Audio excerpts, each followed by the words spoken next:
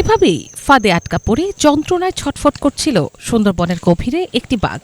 খবর পেয়ে গত ৪ জানুয়ারি বনের চাঁদপাই রেঞ্জের সুরকির খাল সংলগ্ন এলাকা থেকে বাঘটিকে উদ্ধার করে বন বিভাগ। তবে বাঘ উদ্ধার হলেও থামছে না সুন্দরবনের হরিণ শিকারীদের দৌরত্ব।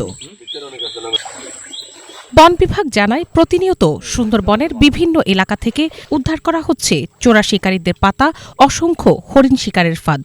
গেল নভেম্বর ও ডিসেম্বর মাসে পূর্ব সুন্দরবনের বিভিন্ন এলাকায় এসব ফাঁদে আটকা পড়া হরিণ সহ অনেক বন্যপ্রাণী উদ্ধার করা হয়েছে। কিন্তু দুর্গম বনাঞ্চলে এখনও অগণিত প্রাণী এভাবেই ফাঁদে আটকে মারা যাচ্ছে। আমাদের এই যে সুন্দরবনের ভিতরে একটা বাঘ ফাঁদে আটকা পড়েছে। আমরা সংবাদ পাওয়ার পরে গতকালকে এসে দেখে গেছি এবং আজকে এই ৪ তারিখ এসে আমরা মোটামুটি আমাদের যে ঢাকার টিম সহ আমরা রেস্কিউ করলাম। এটা আসলে একটা দুঃখজনক ঘটনা। এই বাঘটা পুরুষ বাঘ, অ্যাডাল্ট বাঘ। অত্যন্ত দুঃখজনক ঘটনা যে পুরুষ বাঘের সংখ্যা বেশিরভাগই ক্ষতিগ্রস্ত হচ্ছে। এই বাঘটা বেশ কিছুদিন আগে হয়তো এখানে আটক পড়েছে, যার জন্য দুর্বল হয়ে গেছে। এই দুর্বল হয়ে যাওয়ার জন্য আসলে খুব কষ্টদায়ক একটা ব্যাপার। এই দুর্বল হয়ে এখন আমরা যে ট্যাঙ্গুলার যেটা বলে অজ্ঞান করা হচ্ছে, অজ্ঞান করে এখন আমরা এটাকে নিয়ে যাচ্ছি রেস্কিউ করে। সঙ্গে সঙ্গে স্যালাইন দেওয়া হচ্ছে, কারণ হচ্ছে এত বেশি দুর্বল যে ঠিকানো মুশকিল। এটাকে নিয়ে যাওয়া হচ্ছে, এখন আমরা আমাদের খুলনার রেস্কিউ সেন্টারে, সেখানে ট্রিটমেন্ট হবে। আশা করি টিকে থাকতে পারে। বন বিভাগের তথ্য মতে গেল বছরের শেষ ৪ মাসে শুধু পূর্ব সুন্দরবন থেকেই প্রায় ৩০,০০০-এর বেশি শিকারের ফাঁদ উদ্ধার করা হয়েছে। তবে স্থানীয়দের অভিযোগ, শুধু ফাঁদ উদ্ধার করলেই চোরা শিকার বন্ধ হবে না।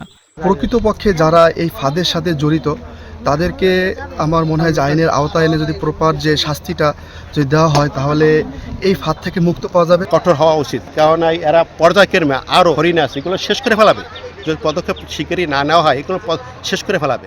বন বিভাগের দাবি, আইনের দুর্বলতায় চোরা শিকারীরা বারবার আটক হয়েও ছাড়া পাচ্ছেন দ্রুত সময়ে। এরপর আবারও তারা লিপ্ত হচ্ছেন বন্যপ্রাণী পাচারে। তাই আইনের সংশোধন করা প্রয়োজন। একটি বাঘ যেখানে আসলে ফাঁদে এইভাবে পড়ে গেছে, তাহলে হরিণটা আসলেই আরও বেশি রিস্কের ভেতরে আছে। যদি আমরা লটাকে এক্সিকিউট করতে পারি লিগ্যাল সেকশনে যারা আছেন, তাহলে এই ক্ষেত্রে এই যে প্রতিবন্ধকতাটা এটা আরও কমে আসবে। লোকালয়ের কাছাকাছি আটকে পড়া বন্যপ্রাণীর খবর পাওয়া গেলেও গহীন বনে প্রতিনিয়ত এমন অসংখ্য প্রাণী নীরবে ফাঁদে আটকে মারা যাচ্ছে।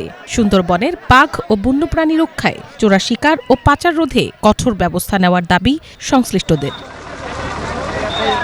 Bangla vision news desk.